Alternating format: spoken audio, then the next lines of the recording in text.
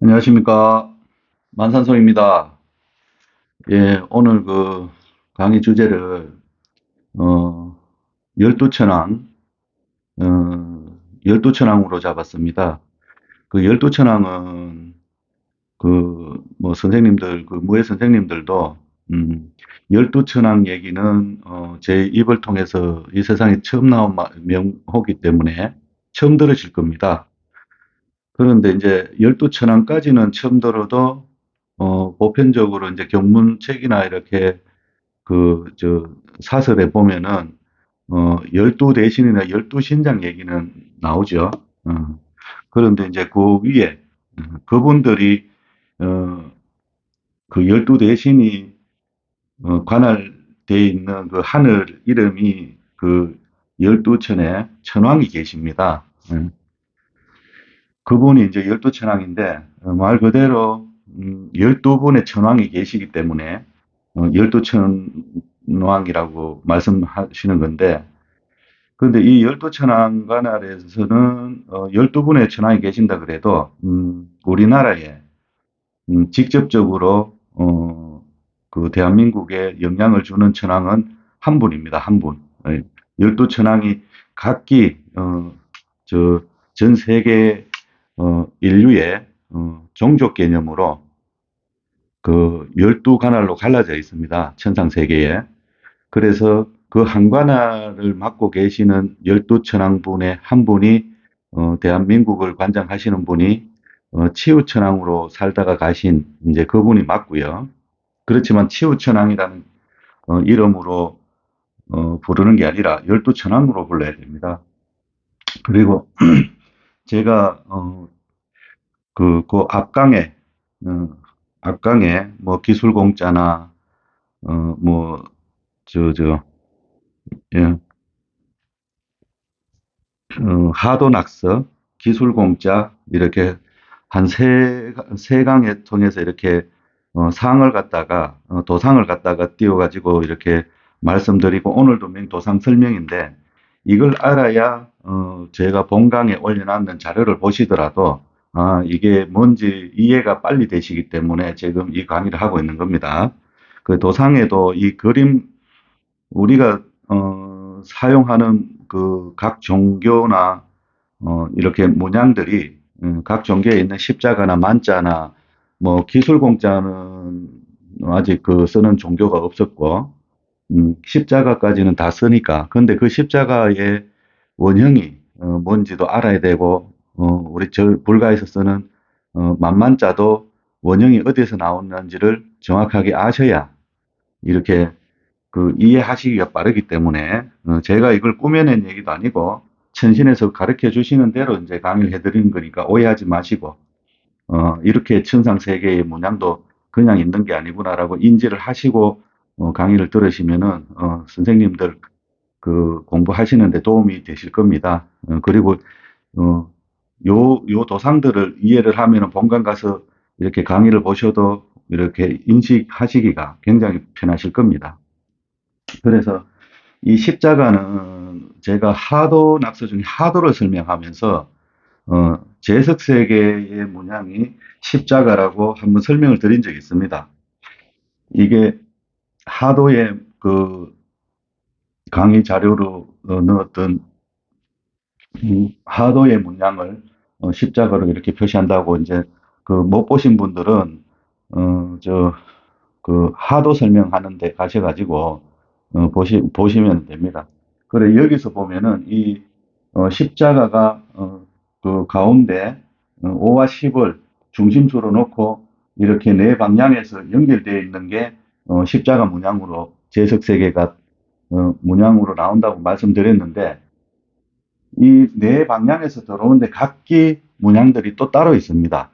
각기 문양들이 따로 있는데, 여기 북쪽 말고, 북쪽 말고 남쪽에 보면은, 이게 우리가 제가 그 본강에도 이렇게 다 계보를 그려놨는데, 계보에 보면 제석세계에, 어, 그, 공자는 천궁관할이고, 여기는 황궁관할입니다. 황궁관할이고, 제석세계는 그 방위를 색깔로 표시하지만, 모양도 이렇게 가지고 있는 겁니다. 그렇게 요 남쪽이 십자가 모양인 요 큰 제석 세계에 나타나는 큰 십자가 모양하고는 또 의미가 또 다릅니다. 요거는. 그래요. 남쪽 방위를 맡고 있는 황궁의 그 마크가 요 십자 모양입니다. 그래서 요게 여기서 그 칠성 세계로 내려가면은 음, 그 황궁의 연료가 돼가지고 칠성세계로 내려가면은 그대로 열두천왕으로 내려갑니다. 열두천왕으로 내려가서 이 열두천왕이 황궁의 직관으로 내려와 계신 신명이라고 보시면 됩니다. 그래서 이 관할에서는 제가 이제 여기 표시되어 있는 도상을 먼저 설명드릴게요. 요 아래 부분 여기 표시되어 있는 여기는 하늘 근자입니다. 하늘 근자.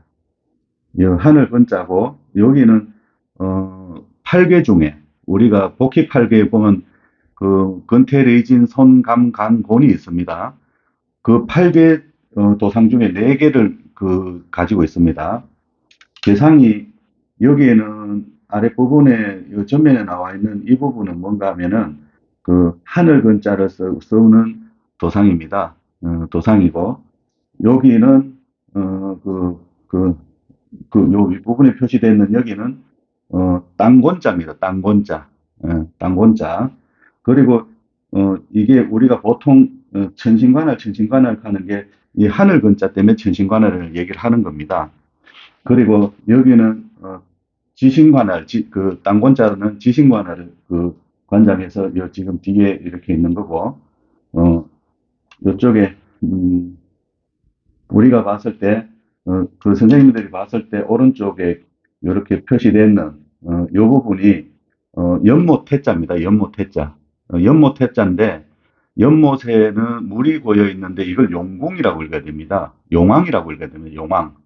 그래 물이 연못태자라고 쓰여 있지만 용왕입니다. 용왕. 용왕이 여기 좌측에 포진해 계시고 요 우측에 거꾸로 이렇게 내려다 보시는 거예요. 우측에는 상간자입니다. 상간자의 괴상이 이렇게 나와 있습니다. 상간자의 괴상은 산왕이라고 읽어야 되겠죠. 산왕. 그래 산왕의 괴상을 가지고 있고 여기는 제가 그리진 않았지만은 여기는 5의 중심수를 가지고 있습니다. 5의 중심수가 들어야 12천왕이 형성이 되는 겁니다. 이 네 방향의 괴상만 가지고는 12천왕이 형성되지 않고 요 가운데 중심수는 12천왕이 중심을 잡는 거기 때문에 여기를 중심으로 해가지고 이렇게 사방향으로 이렇게 배치가 되어 있기 때문에 십자가 문양이 뜨는 겁니다. 그래서 이 도상을 이렇게 보시면은 여기 앞에 전면에 나와 있는 여기가 하늘 근자인데 하늘 근자지만은 천왕이라고 읽어줘야 된다고 했지 않습니까? 여기는 지왕이라고 땅권자는 지왕이라고 읽어주고 이게 뭐 보편적으로 정역팔계를 해석하고 이러신 분들은 뭐 위에 여자가 가고 뭐 밑에 아래에 남자가 와야 뭐 이게 뭐 평등 관계가 이루어지고 뭐 그런 이제 설명들을 많이 하시는데 그거는 인간 머리에서 나온 해석들이고 결과적으로 이게 천왕들의 포지션을 갖다가 이렇게 배치를 해 놓은 겁니다. 어느 자리에 어느 분이 앉아가지고 정치를 해야 전면에 나오시는 이 부분이 타켓이 되기 때문에 여기에서 그런 천신에서 내려오기 때문에 우리가 천신에서 이제 걸문대감, 걸문도사가 뜨는 거는 요 원리가 있기 때문입니다. 가운데 중심 센터에서 전면에 나와 있는 이분이 천왕이기 때문에 천왕관할에서 하늘에 글을 가지고 내려오기 때문에 걸문도사가 뜨고 걸문대감이 뜨는 겁니다.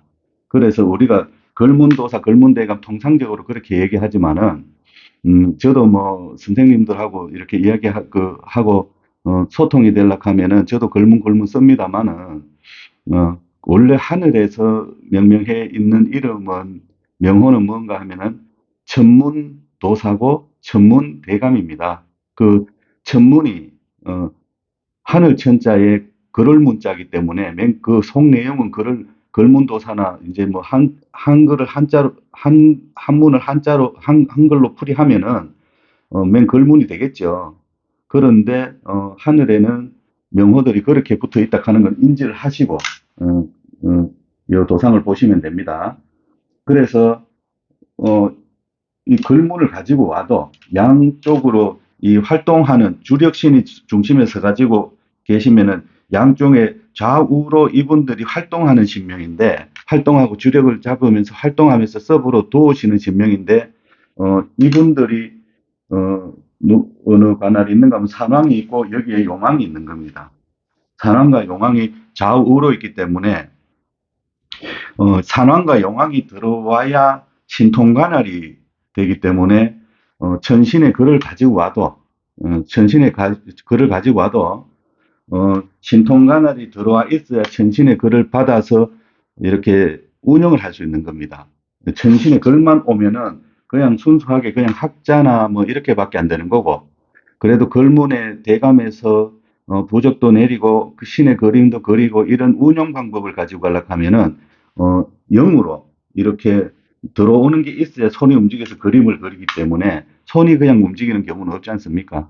그렇기 때문에 신통관할이 같이 어, 같이 이렇게 상과 용왕이 같이 움직이는 겁니다. 같이 움직이는데 여기가 주력이 6인 것 같으면 여기는 4입니다. 6대 4 비율로 해가지고 그러니까 이쪽 관할은 천신에서 받는 이렇게 영의 그 기운들이 더 강하겠죠. 신통관할보다는 그래서 이 관할로 들어와야 제가 저번에 무불통신과 말문은 틀리다고 얘기했는 게 옥황상제님 옥황상제 관할은 여기 정강에서 말씀드렸지 않습니까?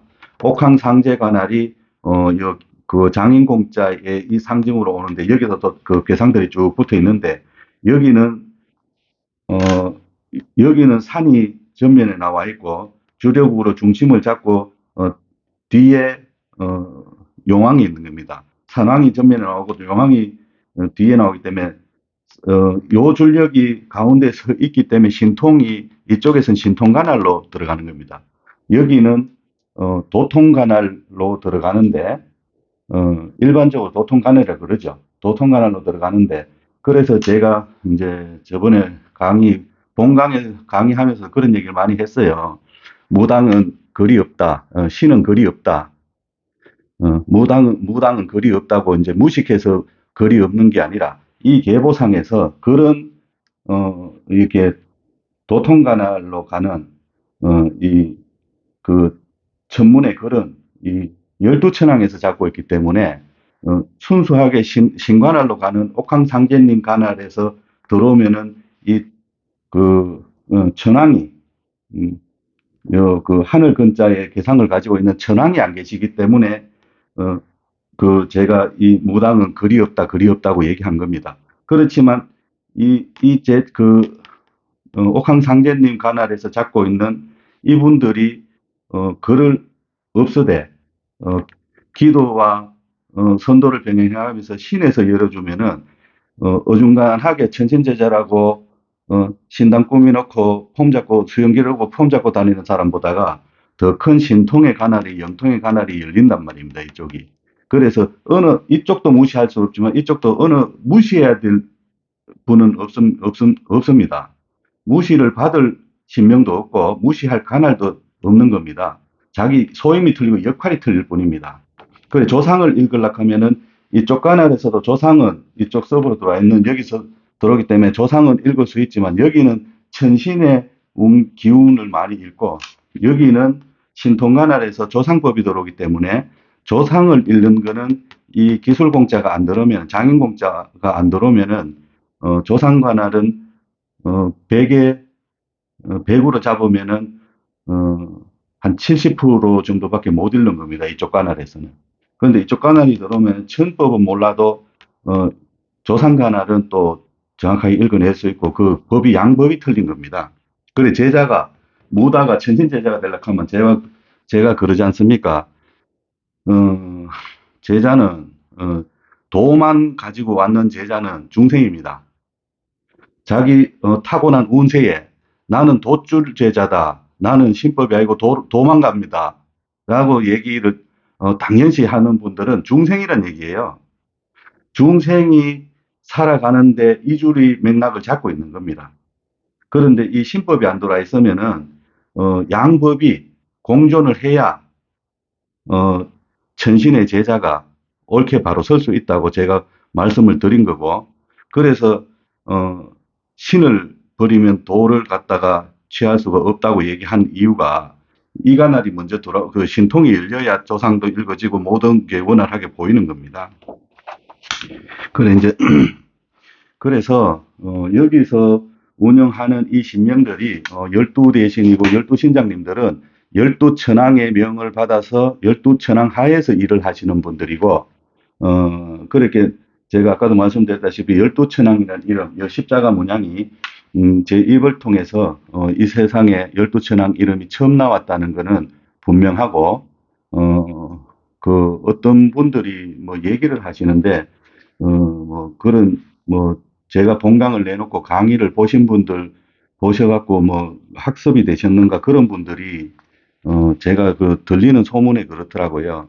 뭐 자기가 공부했다고 막 그런 얘기를 하면서 그 뭐 이제 그걸 카피해가지고 얘기하시는 분들이 지금 있다고 얘기를 하시더라고요. 뭐 저도 뭐 그 얘기를 들었는데 어 열두천왕이나 자기가 공부해서 받았다 그러고 뭐 그런데요. 열두천왕이나 별상로분의 이름 자기도 그걸 받았다고 자기도 그걸 받을 수가 없습니다.